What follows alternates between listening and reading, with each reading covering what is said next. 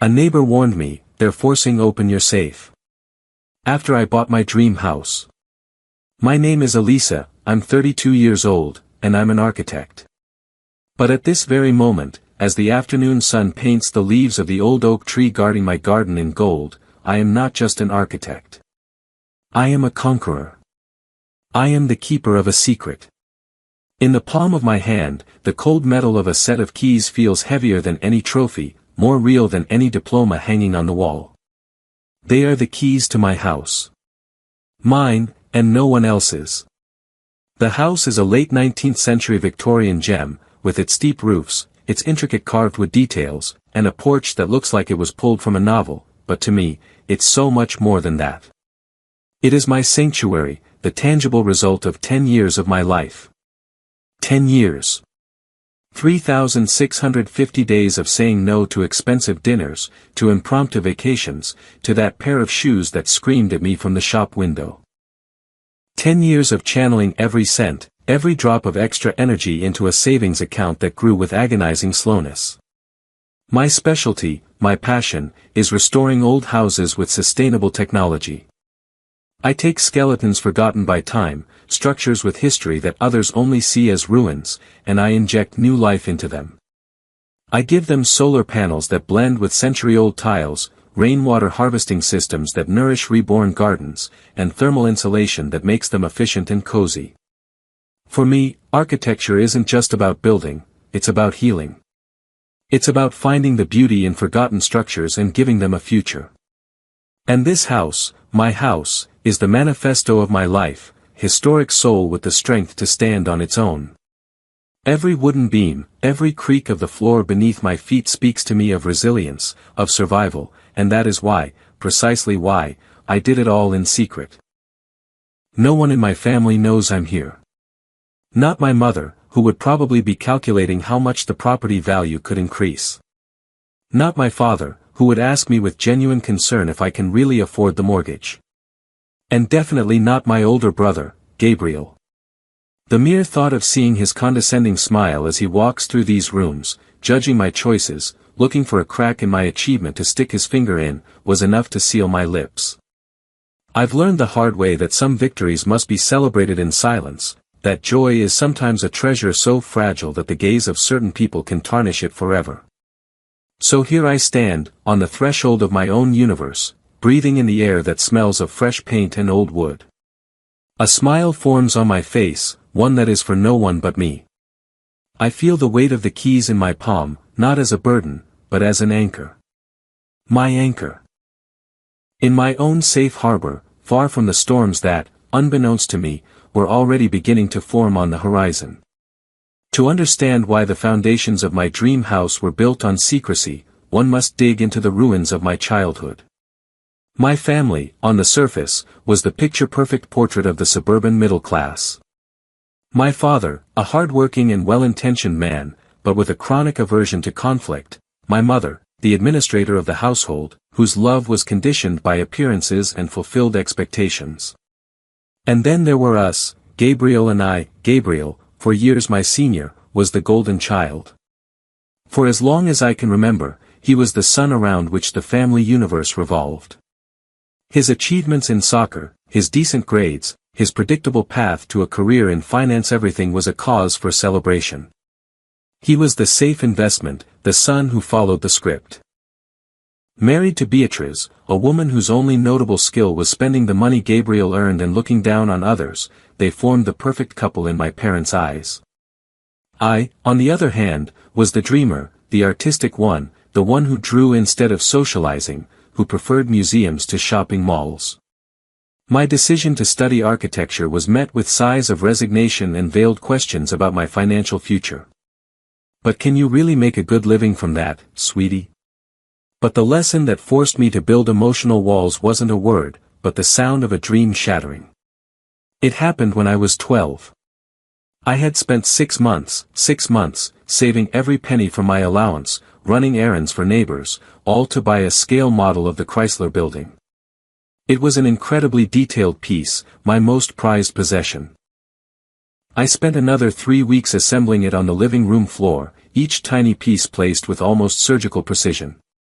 When I finished, it was perfect. It gleamed under the lamplight. For the first time, I felt a pride so immense it swelled in my chest. That afternoon, Gabriel, at 16 and with the arrogance typical of that age, came home furious because he had lost an important soccer match. He stormed into the living room like a hurricane, threw his bag on the floor, and as he passed, his foot accidentally caught the base of my model. The sound was devastating. A dry crack, followed by the tinkling of hundreds of small plastic pieces scattering across the wooden floor. My masterpiece, my pride, had turned into a pile of junk in less than a second. My heart broke. I cried. I cried with the desperation of a 12-year-old girl watching her world crumble. Gabriel didn't even apologize. He just scoffed, it was an accident.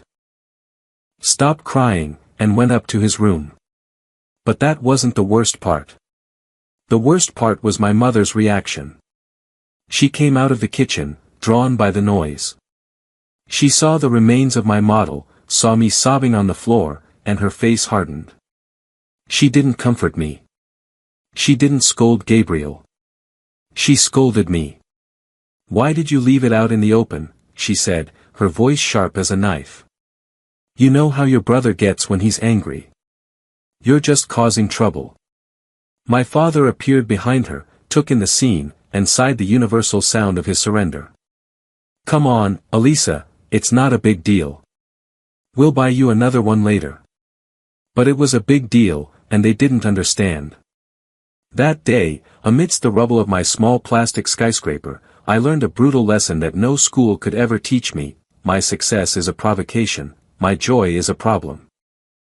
To survive in this family, to prevent my achievements from being destroyed by my parents' indifference or my brother's jealousy, my treasures had to be invisible. And 20 years later, standing in front of the greatest treasure of my life, that lesson was still seared into my memory. My house was not a model, and I was not going to let anyone, absolutely anyone, smash it to pieces.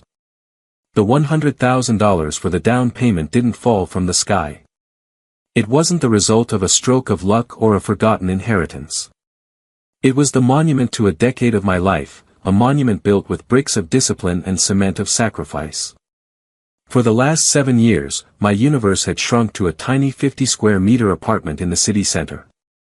The rent was a monthly slap in the face that constantly reminded me how far I was from my goal. My drafting table was also my dining table, and my living room turned into my bedroom every night when I unfolded the sofa bed. The solvent smell of my markers mixed with the morning coffee. It was a compact, functional, and solitary life. The process of house hunting was a test of patience. For months, every weekend was a parade of disappointing properties with Laura, my real estate agent.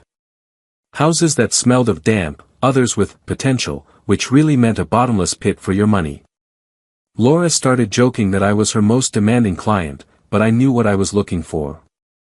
It wasn't just a roof, it was a canvas. And then the Victorian house in Oak Ridge appeared. It was love at first sight, an architectural crush. But love doesn't pay the bills. The nightmare of getting a mortgage as a self-employed professional almost broke me. I had to submit 3 years of tax returns, profit and loss statements, client contracts, and proof of future projects. Every deposit in my account was examined under a microscope. There was a moment when the bank questioned a large payment, the advance for a commercial project, and I spent 2 whole days gathering emails and invoices to prove it wasn't illicit money. Sleepless nights with a knot in my stomach, thinking everything would fall apart. But 10 years of discipline backed me up. My credit history was impeccable, and the down payment, my $100,000, spoke for itself. It was the irrefutable proof of my commitment. I remember one specific night, about 2 years before I bought the house. It was 11 p.m. on a Tuesday. I was in my small apartment, eating an instant Moroccan soup with lime and chili while finishing the blueprints for a kitchen renovation. The steam fogged up my glasses. I was exhausted. Out of habit, I opened Instagram. My phone screen lit up with vibrant colors that contrasted brutally with my gray reality. My college friends were in Tulum. Photos of tanned feet on white sand, of impossibly colored cocktails with the turquoise sea in the background. The caption of one photo read, "Living the life." I felt a pang. It wasn't envy, it was a deep longing, a weariness that seeped into my bones. What was I doing? Was it worth it? I closed the phone with an abrupt movement. The silence of the apartment enveloped me. I looked at the blueprints spread out on the table, the precision of the lines, the promise of a transformed space. And in that moment, a strange calm washed over me. They're having moments, I thought, almost in a whisper. I'm building a foundation. My turn will come. That night, the instant soup tasted like bricks. The blueprints tasted like steel beams, and the dream of my house felt a little closer. When I finally received the call that the loan was approved, I didn't scream. I cried silently, with tears of pure and absolute relief. Every sacrifice, every night working until dawn had been worth it. The price of the dream was high, but I was about to pay it in full. Moving day was organized chaos. I hired a local company and, for the first time in my life, I allowed myself the luxury of paying for the full packing service. Watching strangers carefully wrap my architecture books, my drafting table, and the small art collection I had accumulated was strangely liberating. It was as if I were delegating the weight of my past so I could enter my future lighter. The house welcomed me with open arms. Light poured through the large windows, making the dust suspended in the air look like gold dust. I spent the first week in a state of happy exhaustion, opening boxes, moving furniture, and simply sitting on the floor in different rooms, absorbing the energy of the place. My priority was my studio, one of the smaller rooms but with an east-facing window, perfect for drawing with natural light. And then my sacred corner, the bay window in the master bedroom. It was a built-in seat in an alcove overlooking a Japanese maple whose leaves promised a spectacle of color in the fall. It was my childhood dream come true. But a house isn't a home until you feel safe in it. Living alone in a new neighborhood gave me a latent anxiety. So, I invested a considerable part of my budget in a state-of-the-art security system. I didn't skimp. 10 cameras in total, 6 exterior ones covering every angle and 4 interior ones at strategic points like the living room, kitchen, upstairs hallway, and my studio. Everything was connected to my cell phone with motion sensors and a direct link to a monitoring center. The technician who installed it joked, "This is more secure than a bank." I didn't laugh. For me, that security was non-negotiable. It was during that first week that I met my neighbors, the unexpected pillars of my new life. The first was Dona Ines, the next-door neighbor. A woman in her late 60s with white hair tied in an elegant bun and a smile that seemed designed to soothe souls. She showed up at my door with a homemade flan napolitano that was still warm. "Welcome to the neighborhood, my dear," she said, and in those simple words, I felt a warmth I hadn't felt in years.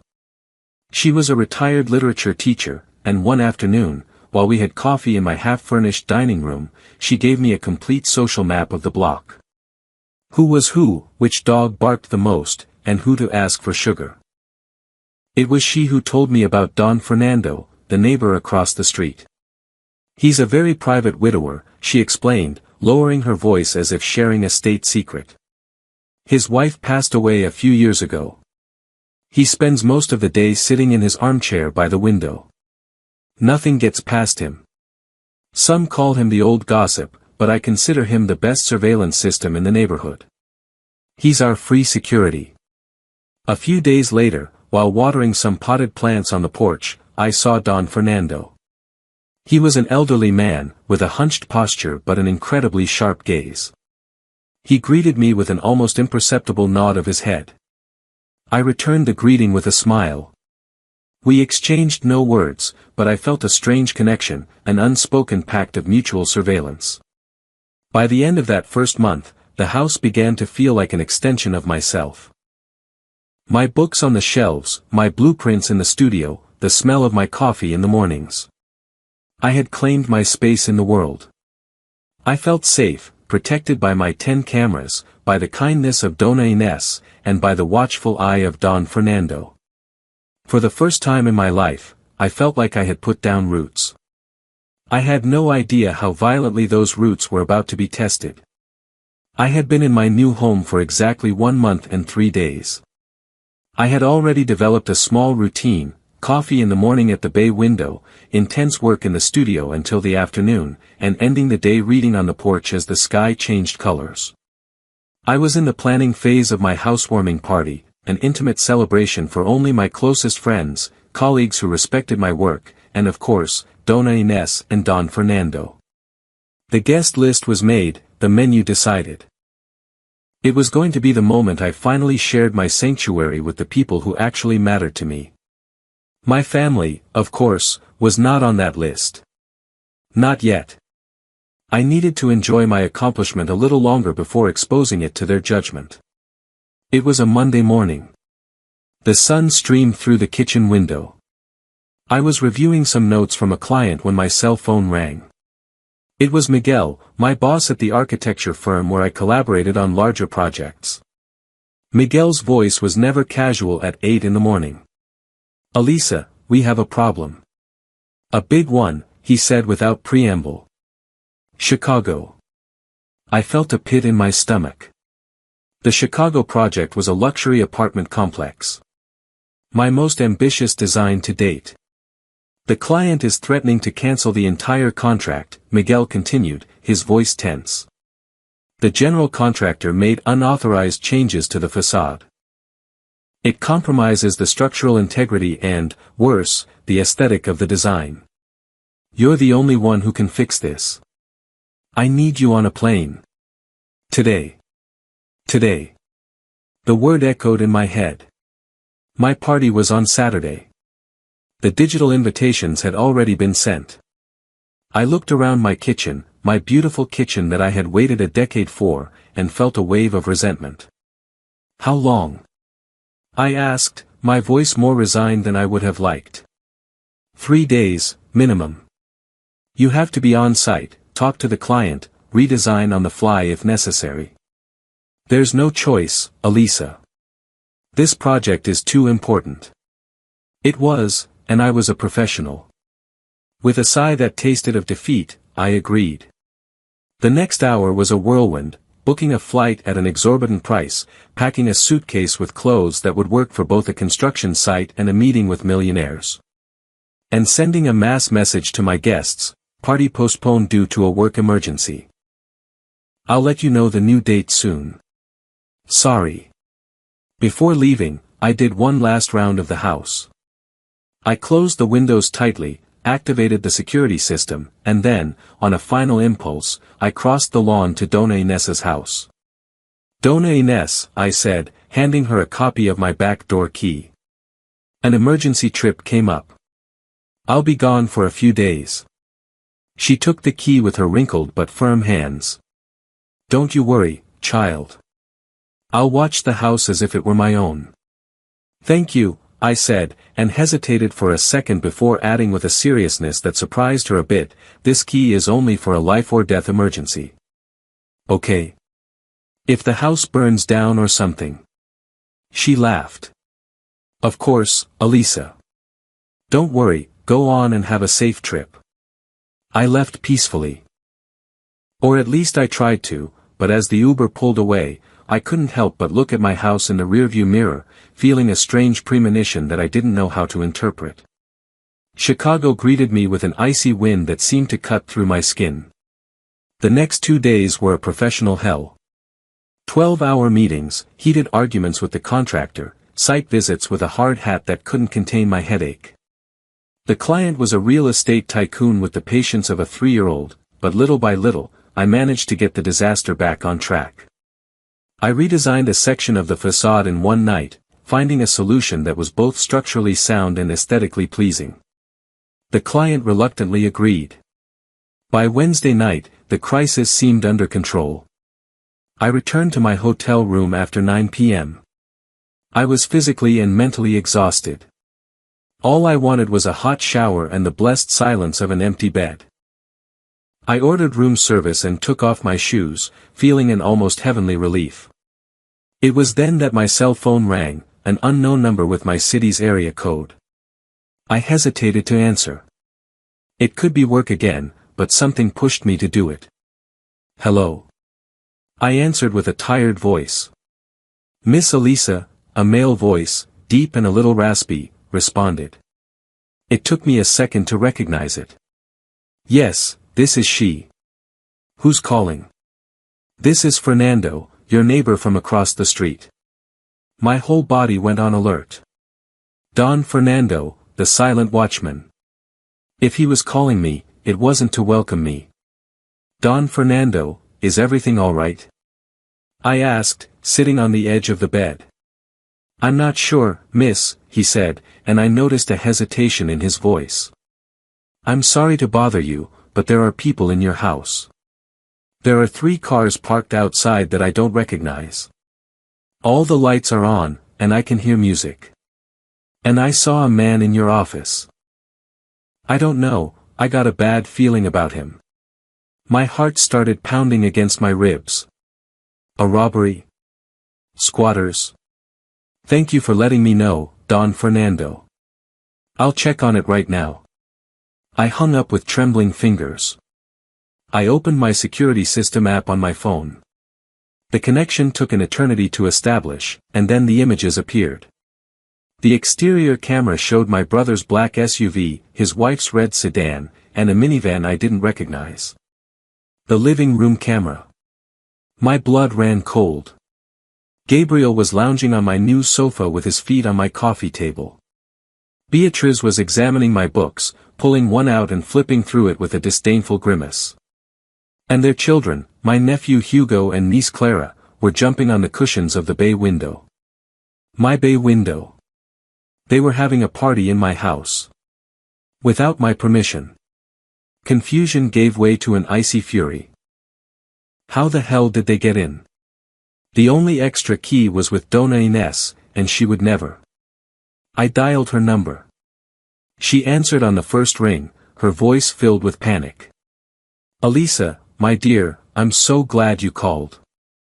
I was so worried. Dona Ines, what's happening? Why is my brother in my house? There was a choked sob on the other end of the line.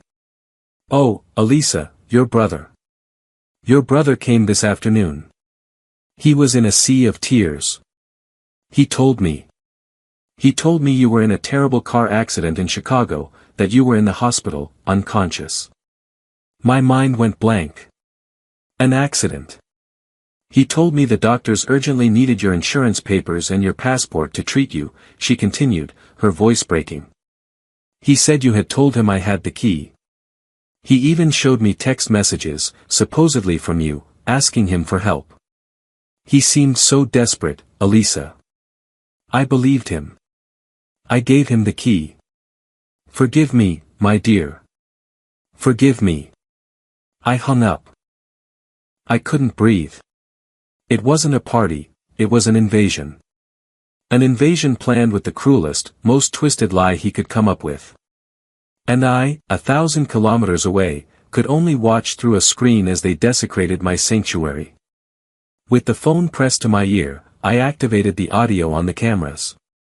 The tinny, low-quality sound from the small microphones became a direct window into hell. The murmur of background music was drowned out by the voices of the people who were supposed to be my family. I moved between the different camera views, feeling like a spy in my own life. Master bedroom camera. Beatriz was going through my closet, pulling out one of my dresses. She held it up against her own clothes, looking at herself in the full-length mirror. Her clothes aren't bad, she said to Gabriel, who had just entered the room. We're almost the same size. If we move in here, I could keep several of these things. Move in here? What the hell was she talking about? Gabriel shrugged. His attention was elsewhere. He scanned the room, my walls freshly painted in a sage green that had taken me an entire weekend to get right. Ugh, no.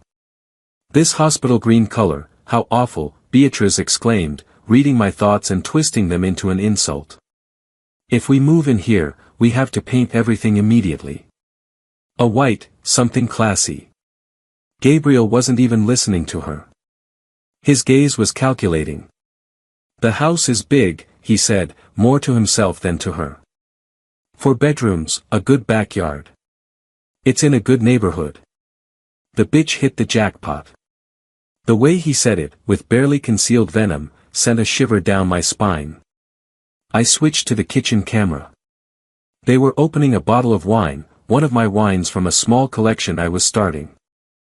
Calm down, Gabriel told Beatrice, pouring her a glass. This house is eating her alive with debt. I saw the papers in the mail. The mortgage is sky high. It's only a matter of time before she goes broke. Beatrice took a sip, a malicious smile playing on her lips, and then she asked. So, we could offer to help her. Gabriel continued, and I felt my stomach turn. You know, move in with her to share the expenses. With the kids, we'd need the master bedroom and another one for them. Of course, she can have the one at the back. They were carving up my house. My house, as if they were vultures circling a dying animal. But Beatrice's next sentence was what truly made me sick to my stomach. Or better yet, she said, her voice dropping to a venomous whisper that the microphone picked up with terrifying clarity, we offer to buy it from her when she's up to her neck in debt. Desperate. We'll be the heroes who save her from bankruptcy. I bet we can get it at a foreclosure price. It would be a favor, don't you think? A favor. Taking my dream, my 10 years of sacrifice, for a fraction of its value and calling it a favor. In that moment, the pain transformed into something harder, colder. It transformed into rage, a crystalline, sharp rage. I stopped feeling like a victim. I started feeling like a warrior whose territory had been invaded, and I knew, with absolute certainty, that I was not going to let them win. They weren't just in my house, they were planning how to steal it from me, and I had a recording of every single one of their damn words.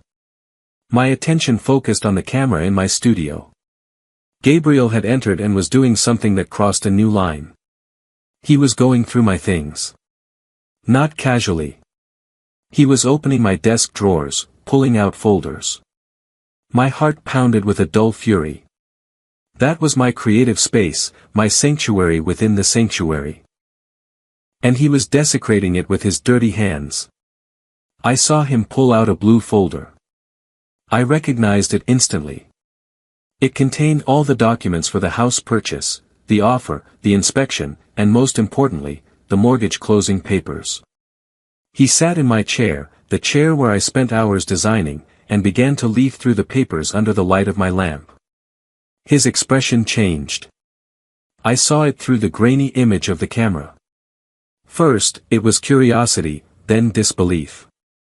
He leaned forward, bringing the paper closer to his face. He ran a hand through his hair, and then I heard his voice, a choked whisper that the microphone barely caught. No. He shot up from the chair and left the studio. I followed him with the cameras to the kitchen, where Beatrice was nibbling on a cheese plate I had bought for my cancelled party. What's wrong with you? She asked, seeing his face. He showed her the paper. $100,000, he said. His voice was a mixture of astonishment and rage. She put down a $100,000 down payment. Where did Elisa get $100,000? Beatrice snatched the paper from him. Her eyes widened. Impossible, she hissed. The architect who can barely afford rent suddenly pulls this out. There's something fishy here. She must have inherited it. And in that moment, I saw a toxic idea being born in my brother's mind. A lie, a convenient and destructive lie. His face transformed. The shock was replaced by a malevolent cunning.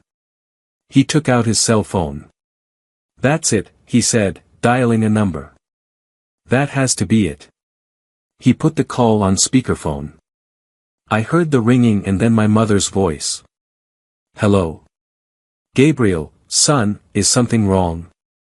Mom, Dad, you're not going to believe this, Gabriel exclaimed with a tone of false urgency. I'm at Elisa's new house. Yes, you heard me right. She bought a mansion and didn't tell us a thing. But I've already figured out why. I found the papers. He paused dramatically. I held my breath. What papers, son? My father asked. Elisa hid from us that she received a secret inheritance from Great-Aunt Carmen. A fortune. That's why she was able to buy this mansion. The lie hit me like a punch to the gut. Aunt Carmen, our great-aunt, a sweet and eccentric woman who loved animals more than people. When she died 3 years ago, her modest inheritance was donated in its entirety to a local dog shelter. Gabriel knew this perfectly well. He was at the reading of the will. But my mother's reaction was instantaneous and predictable. What? She shrieked through the phone, her voice high-pitched and full of indignation. An inheritance? And she didn't tell us? But that money belongs to the family. How selfish. No wonder she was being so secretive. My father tried to be the voice of reason. But the lawyer said everything was for the papers don't lie, Dad, Gabriel interrupted him. I have it right here in my hands. Our little sister is rich, and she's been playing us all for fools. I closed my eyes. He hadn't just invented a lie, he had chosen the perfect lie, one that appealed directly to my mother's sense of entitlement, to her belief that everything should be shared, that individual achievements were an affront to family unity. He was pouring gasoline on the fire of family dysfunction. He was poisoning the well, ensuring that when I returned, would not only have to face him but also the fury and disappointment of my own parents. Gabriel's rage, fueled by his own lie, turned into a frantic obsession. He returned to my studio, but this time he wasn't looking for papers. His eyes scanned the room like a predator searching for prey, and he found it. In the back of my closet, behind a stack of archive boxes, was my small safe. It didn't contain jewelry or large sums of money, just my most important documents, my passport, my birth certificate, my professional degree, and my investment account statements. It was my administrative survival kit. Let's see what else this bitch is hiding from us, I heard him mutter. He knelt and tried to open it with the combination, as if by magic he could guess it. He failed. Frustration distorted his face. He left the room, and I lost sight of him for a moment. When he returned, he was carrying a metal crowbar that he must have found in the small tool room in the garage. My stomach clenched. This was no longer an invasion, it was a full-blown break-in. While Gabriel attacked my safe, chaos reigned in the rest of the house, orchestrated by Beatrice's negligence. I switched to the living room camera. My 5-year-old niece, Clara, had found a pack of permanent markers in one of my moving boxes that I hadn't unpacked yet and was using my sage green wall as her personal canvas. She drew clumsy, colorful lines, an act of innocent but devastating vandalism. Beatrice saw her and, instead of stopping her, she laughed. How beautiful, my love, she said, her voice dripping with sarcasm. You keep going. That color was awful anyway. You're doing your aunt a favor. I switched to the kitchen camera. Hugo, 8 years old, was standing by my antique upright piano. It was a piece I had found at an estate sale, a mahogany beauty that had cost a fortune to restore and tune. In his hand, he held a glass of grape soda, and while he banged on the keys with one hand, with the other, he tilted the glass, spilling the sticky, purple liquid between the keys and onto the polished wood. It was at that precise moment that my cell phone rang again. It was Don Fernando. His voice, previously hesitant, was now urgent. Miss Elisa, I'm sorry, but this is serious, he said, almost out of breath. The man, the one who seems to be in charge, is in your closet in the front-facing room. He has a crowbar, miss. He's forcing open your safe. I didn't need him to tell me. I was watching it on my screen. I heard the brutal, metallic sound of the crowbar hitting the steel. Once, twice, 3 times. And then, with a horrifying crack that seemed to echo through the phone, the safe door gave way. I saw my brother's hand, the same hand my mother had held when he was learning to walk, reach into the darkness of the safe and start pulling out my documents. My life, reduced to a pile of papers. He spread them out on my bed, photographing them with his cell phone. My privacy, my savings, my identity all violated. Something inside me broke, or perhaps, something solidified. The pain, the confusion, the sadness, it all evaporated, leaving behind only an icy calm and a steel-like determination. "Thank you, Don Fernando," I said, my voice strangely serene. "I owe you a very big one." I hung up. I took a deep breath. My fingers weren't trembling anymore. I opened my phone's keypad. I dialed 3 numbers. 911, the game was over. Before continuing with the story, if you are feeling the same indignation as Elisa, please give this video a like, subscribe to the channel if you haven't already, and let me know in the comments from which city in the world you are listening. Every comment, every like helps this story reach more people. Thank you very much for your support. And now, let's continue with the outcome. 911, what's your emergency? The operator's voice was calm, professional. It contrasted violently with the storm raging inside me. "Good evening," I said, my own voice sounding strangely distant. "I need to report a home invasion and robbery in progress at my residence." I gave my address with a clarity that surprised me. "Are you in the house right now, ma'am?" "No, I'm out of town for work. I'm watching everything through my security camera system." There was a pause. "Do you know who the individuals are?"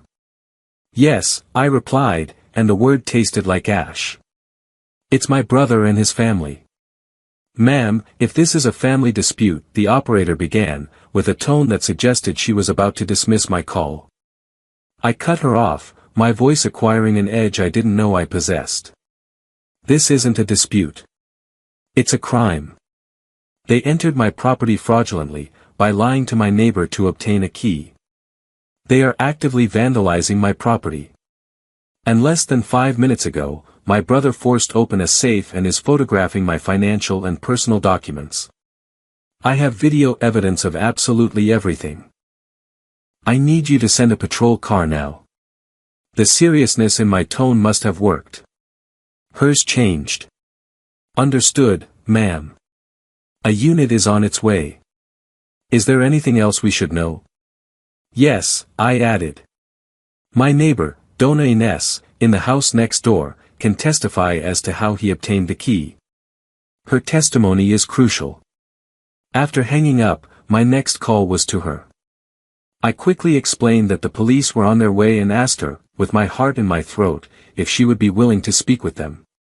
"Of course, my child," she replied, her voice trembling with indignation. "What that scoundrel did has no name. Tricking an old woman like me. I'll be at the door when they arrive." With that arranged, I returned to my role as an omniscient spectator. The exterior camera showed the patrol car arriving about 15 minutes later. The red and blue lights bathed the quiet suburban street in a sinister glow. 2 officers approached my door and knocked. I saw Gabriel open it with an expression of perplexity so well acted it almost fooled me. "Good evening, officers. Can I help you?" he said with the calm of an innocent man. "We received a report of a break-in at this address." "Sir, do you live here?" Gabriel let out a little laugh. No. This is my sister's house. She's out of town, and we're just looking after the place. A small family misunderstanding, I suppose. We need to verify that. How did you get in?" "We have a key," Gabriel said, showing it. "She gave it to us." But just then, like an unexpected hero, Donna Ines appeared at the edge of the frame, walking determinedly across the lawn. "He's a liar, officer," she exclaimed, her voice echoing in the night. "I gave him that key. He tricked me. He told me his sister had been in a terrible accident and was in the hospital." Gabriel's face fell. His mask of calm shattered. "That's ridiculous," he protested. She's an old woman. She's confused. Beatrice appeared at the door, ready for battle. What is this commotion? We're family. You can't treat us like criminals. The situation escalated. The officers, now convinced something was very wrong, became firmer. They asked Gabriel to empty his pockets. He refused at first, but at their insistence, he finally put his hand in his jacket pocket, and from it, he pulled out my passport, the small blue book with my name in gold letters. He dropped it to the ground as if it were burning him. He was exposed, defeated. The officers ordered everyone out of the house immediately. I saw my niece and nephew come out crying, confused. I saw Beatrice's face contorted with fury and humiliation. And I saw Gabriel, handcuffed, being led to the patrol car. I felt no satisfaction, only a vast, icy emptiness. Barely 10 minutes had passed since the police took Gabriel away when my cell phone rang again. The caller ID showed home. It was my parents' landline. I knew this call would be worse than the one from the police. I took a deep breath and answered. There was no hello. My father's voice exploded in my ear, filled with a fury I had rarely heard from him. Elisa, what the hell is wrong with you? He yelled. Gabriel just called from the police station. He says he's been arrested. You sent the police to arrest your own brother. Have you gone insane? I remained silent for a second, letting his anger crash against me. I had expected this. I had spent my whole life absorbing their reactions, predicting their moves to protect myself. He forced open my safe. Dad, I said, my voice flat, devoid of emotion. That's what he says you say.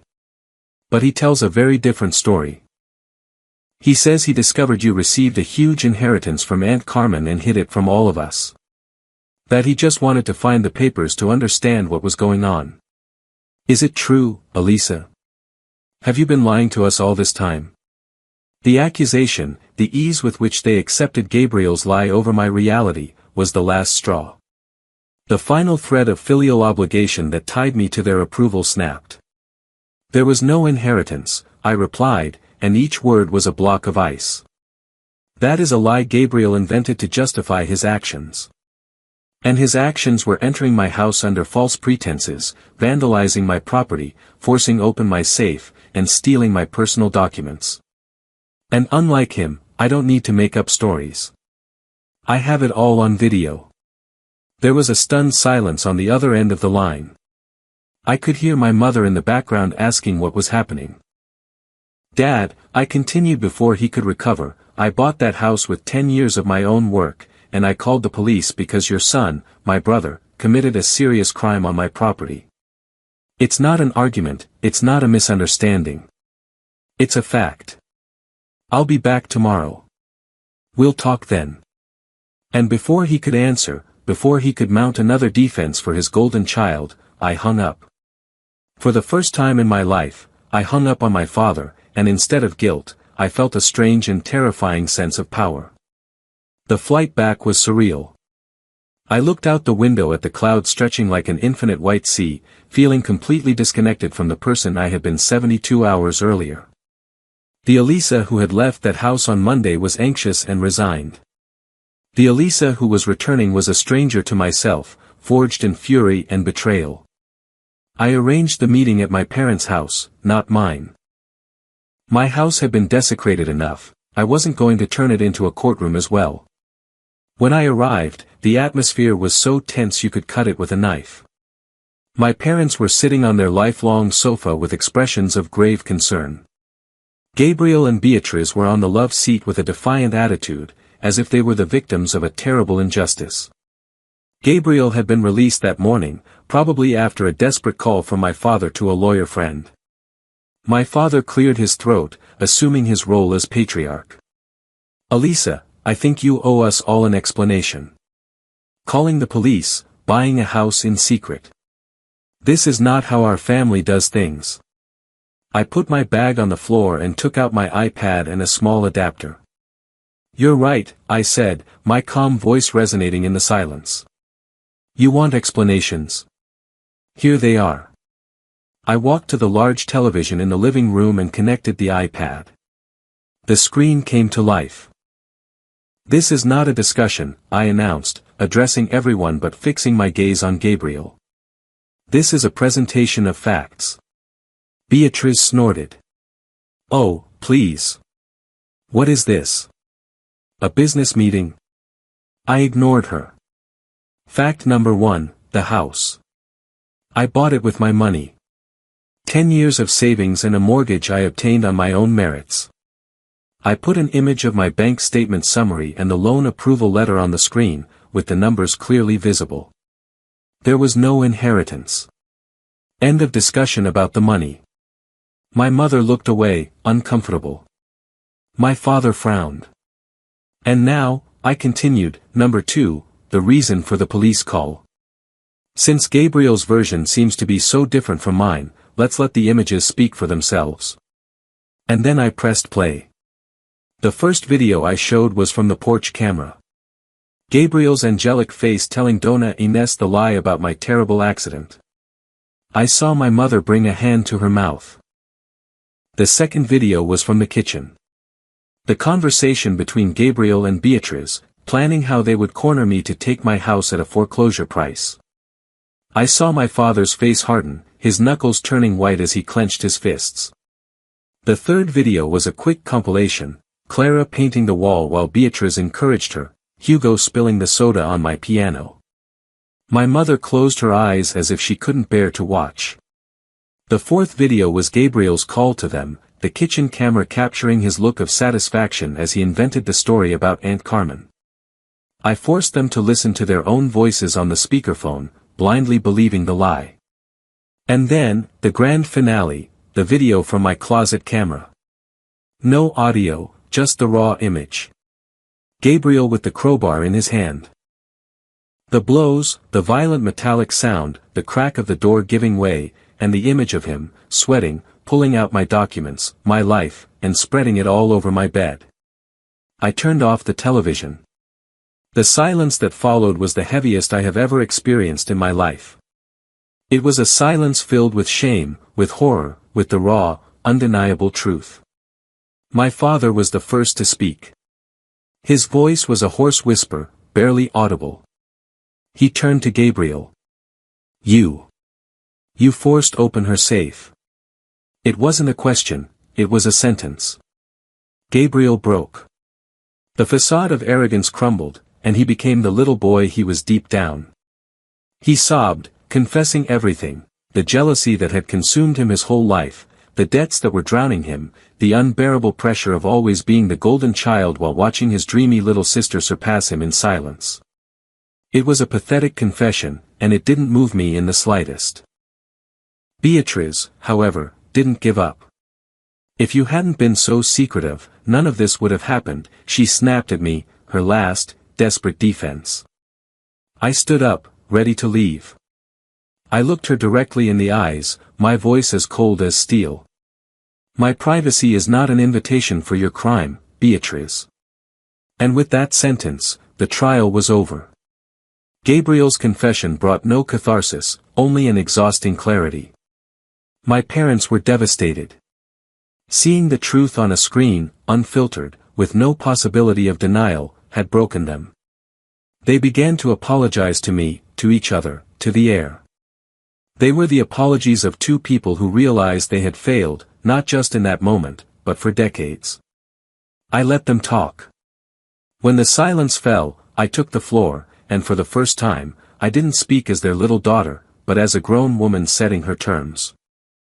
To you, Mom and Dad, I began, my voice firm but not aggressive, I love you, but the way we relate to each other has to change. No more minimizing my career. No more questioning my financial decisions. No more treating me like the dreamer who needs to be guided. I am a successful, independent woman. I need you to start seeing me as such. If you can't, then we will have to take some distance. They nodded silently, their faces etched with regret. It was a start. Then I turned to the occupants of the other sofa. Gabriel was still sobbing quietly. Beatriz was looking at me with pure hatred. And as for you too, I said, and my voice hardened, Gabriel, Beatriz, I want this to be perfectly clear. You will never set foot in my house again.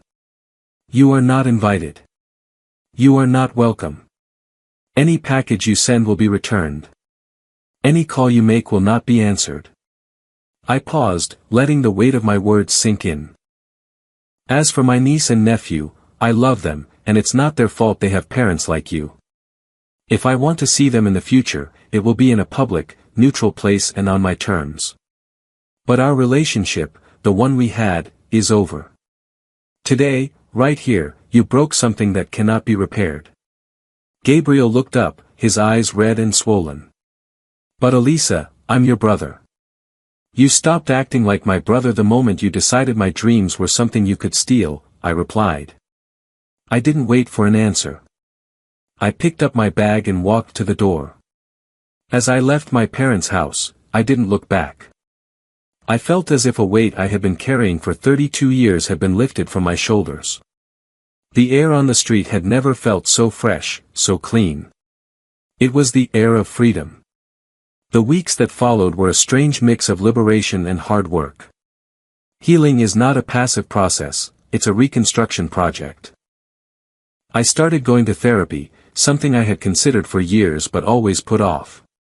Talking to a professional, someone outside the family drama, was like turning on a light in a dark room full of furniture I had been tripping over my whole life.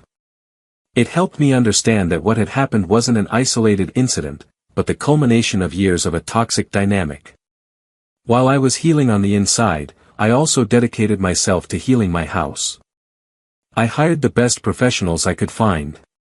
A piano restoration specialist spent a whole week working on my beloved mahogany instrument.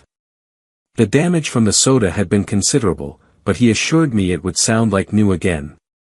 Watching him disassemble, clean, and reassemble each piece was incredibly therapeutic.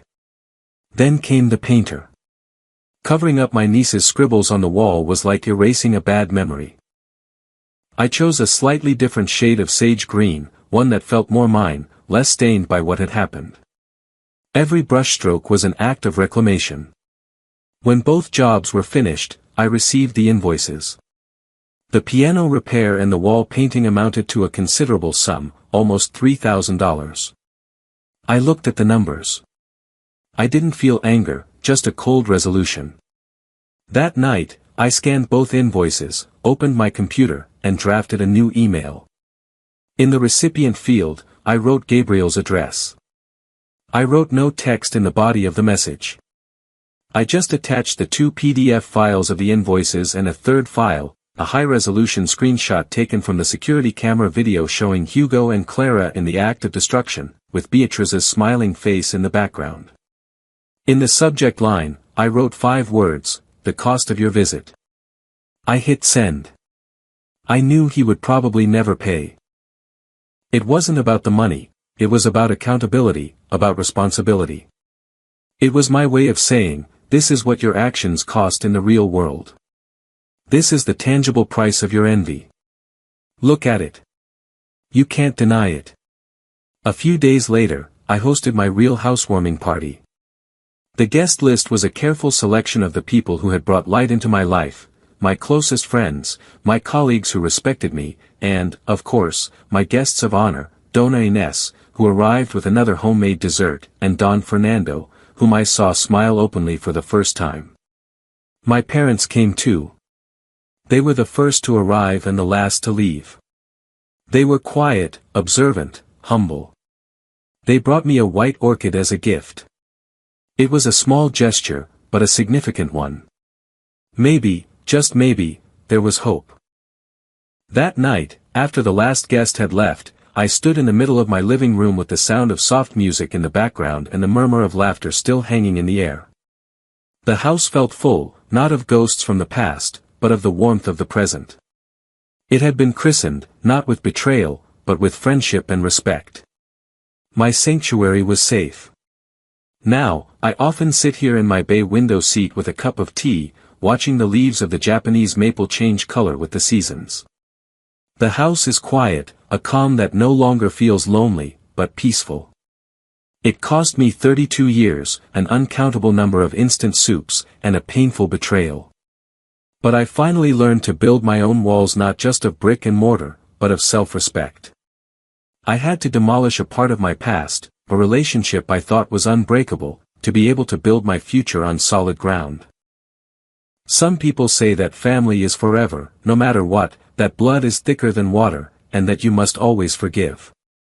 But I had to cut my own brother out of my life to be free and happy. You tell me, was I wrong? Thank you for joining us for Elisa's incredible story. Sometimes the toughest battles are fought within our own homes. If this story impacted you, please leave us a like and subscribe so you don't miss any of our tales. And tell us in the comments what you would have done in Elisa's place. See you in the next story.